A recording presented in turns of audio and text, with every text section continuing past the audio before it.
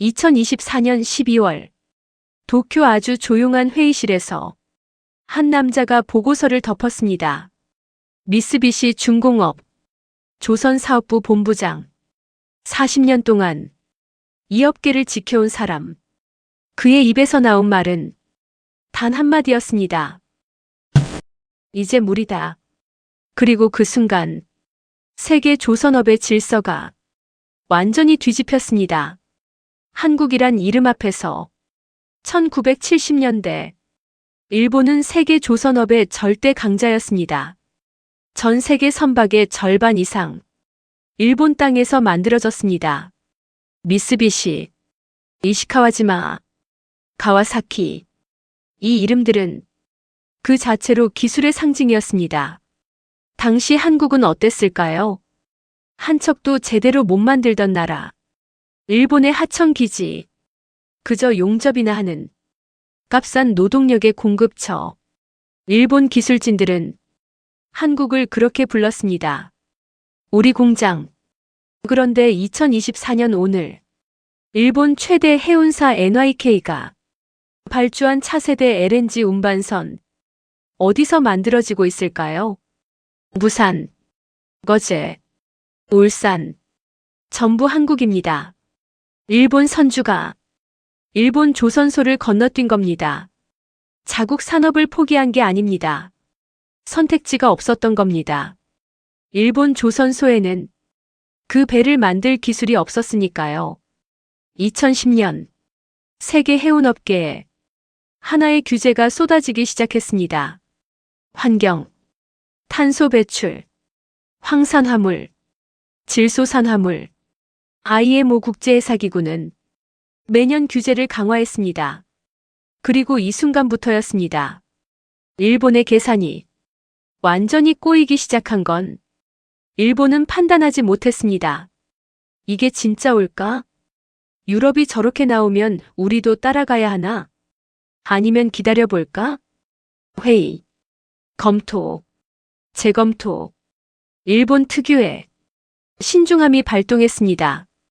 그리고 그 사이 한국은 이미 친환경 선박 설계에 들어가 있었습니다. LNG 이중연료 추진선, 암모니아 추진 엔진, 메탄올 연료 시스템, 현대중공업, 삼성중공업, 하나오션, 세 곳 모두 전혀 다른 기술 트리를 타고 있었지만 방향은 하나였습니다. 규제는 온다. 그리고 우리가 먼저 만든다.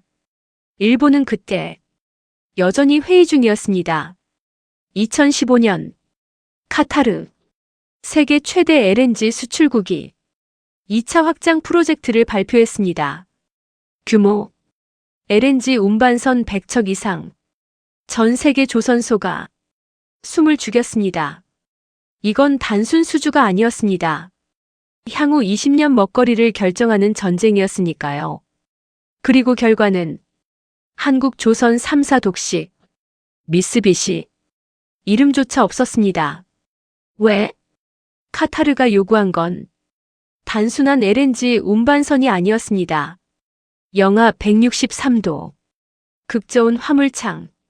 이 온도에서 LNG는 액체 상태를 유지합니다. 그런데 이 화물창, 단일의 오차도 허용하지 않습니다.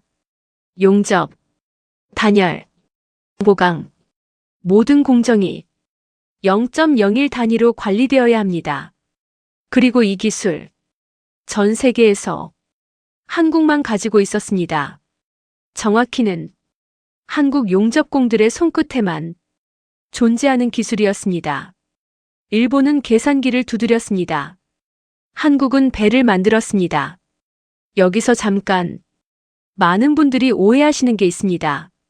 조선업은 그냥 철판 붙이는 거 아니야? 아닙니다. 절대 아닙니다. 현대의 LNG 운반선 하나, 여기 들어가는 부품 개수가 얼마나 될까요? 300만 개. 그것도 단순 볼트나 너트가 아닙니다. 극저온 밸브, 자동 압력 조절 장치, AI 기반 운항 시스템, 실시간 연료 효율 최적화 알고리즘. 이건 배가 아닙니다.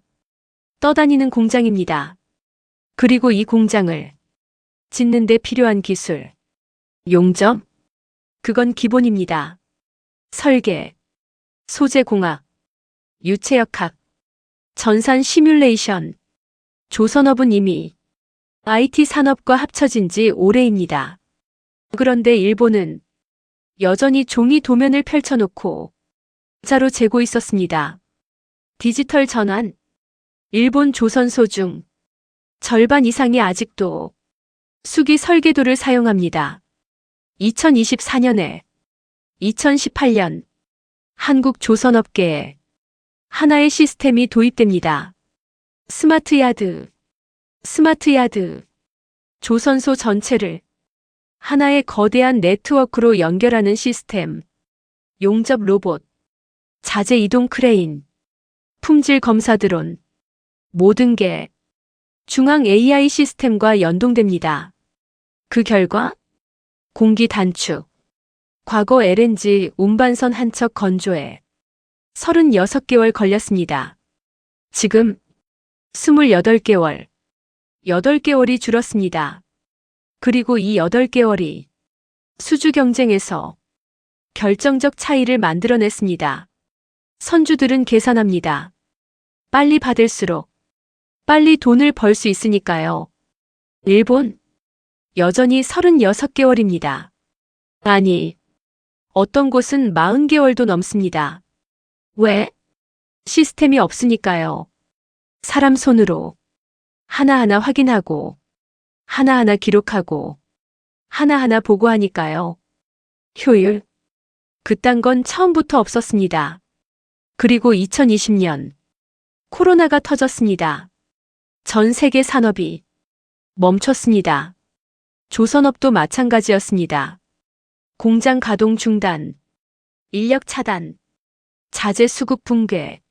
그런데 한국 조선소는 3개월 만에 정상화됐습니다. 어떻게?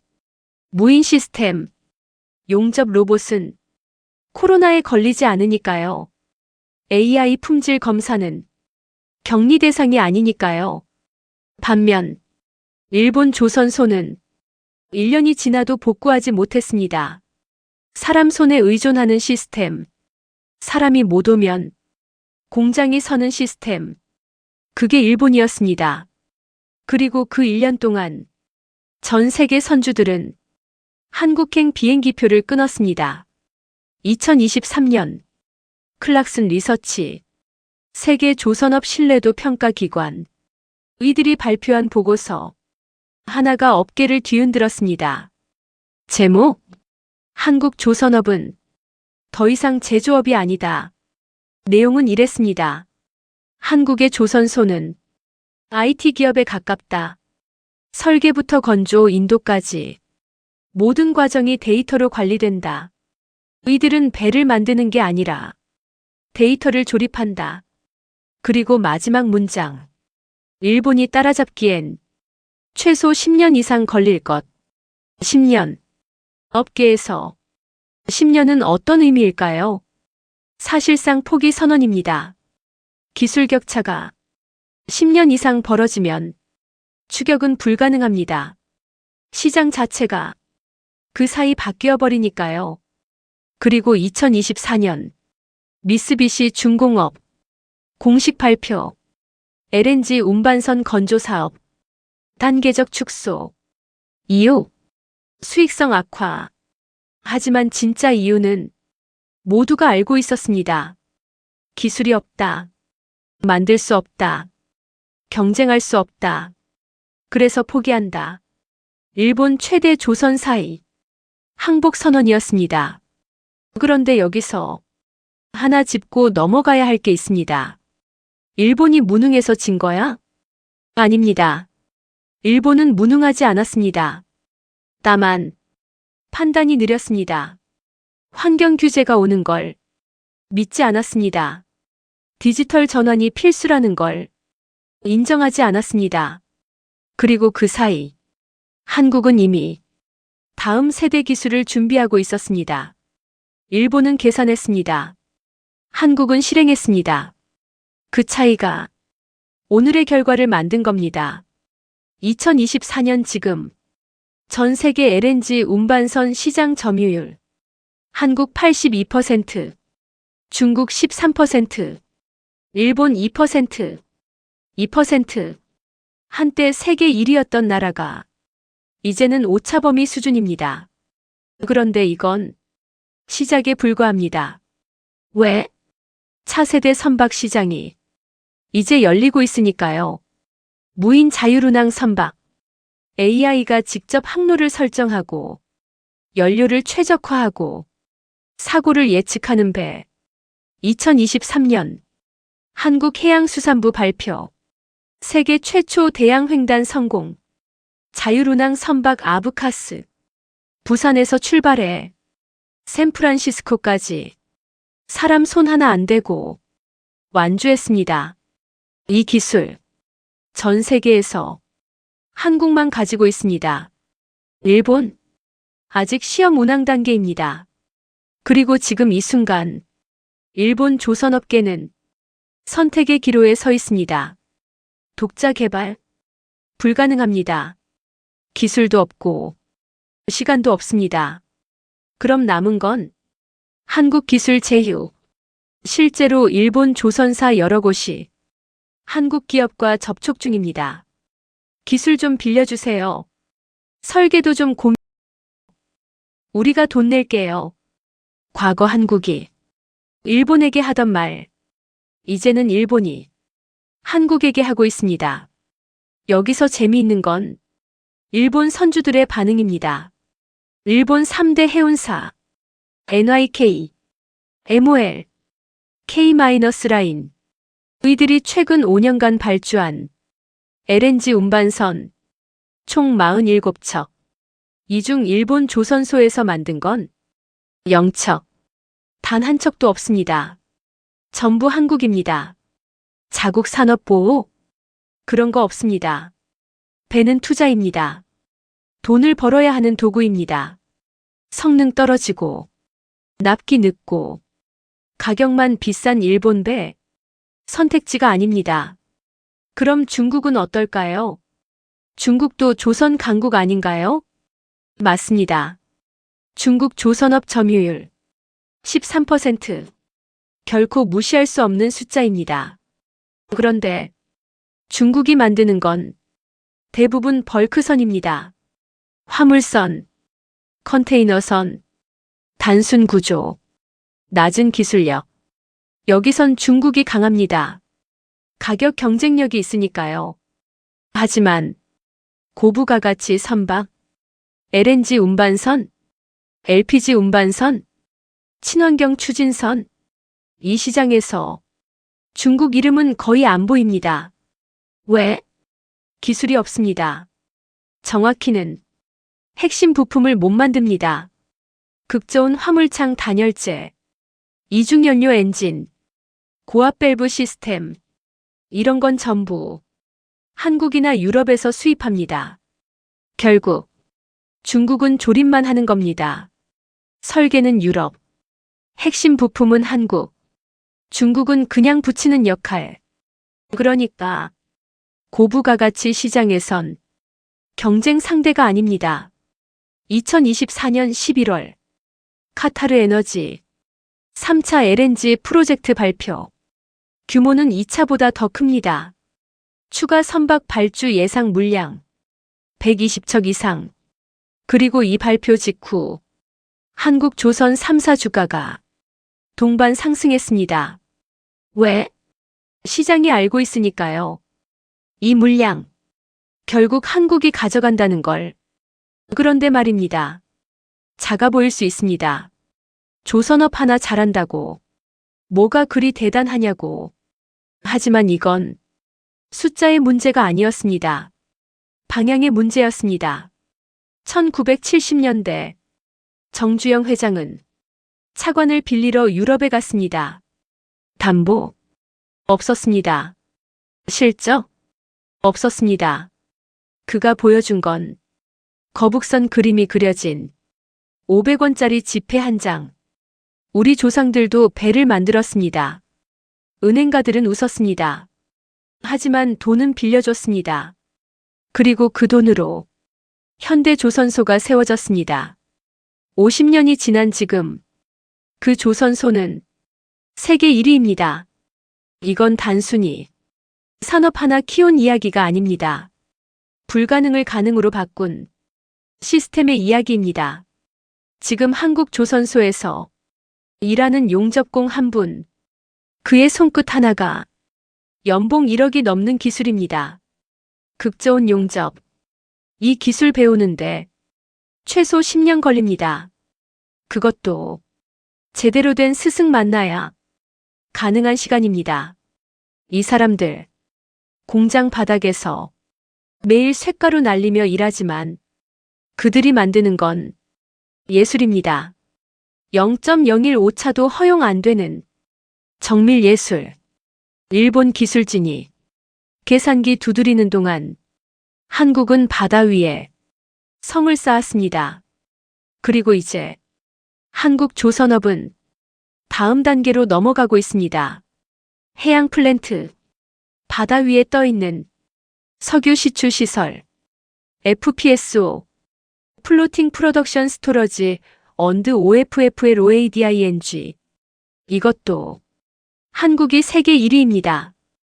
해상 풍력 설치선, 수심 100m 바다에 거대한 풍력 터빈을 박는 배. 이것도 한국이 만듭니다. 극지 쇄빙선, 남극 북극 얼음 깨고 다니는 배. 이것도 한국 기술입니다. 조선업이라는 이름 아래 한국은 이미 해양 전체를 장악하고 있습니다. 1년 뒤 2026년 예상 시나리오는 세 가지입니다. 첫 번째, 일본 조선업 완전 재편. 대형 조선사 여러 곳이 합병하거나 사업 철수. 살아남는 곳은 한국 기술 제휴로 연명. 두 번째, 중국의 추격 시도. 국가 차원 투자로 기술 개발 가속화. 하지만 핵심 부품은 여전히 수입 의존.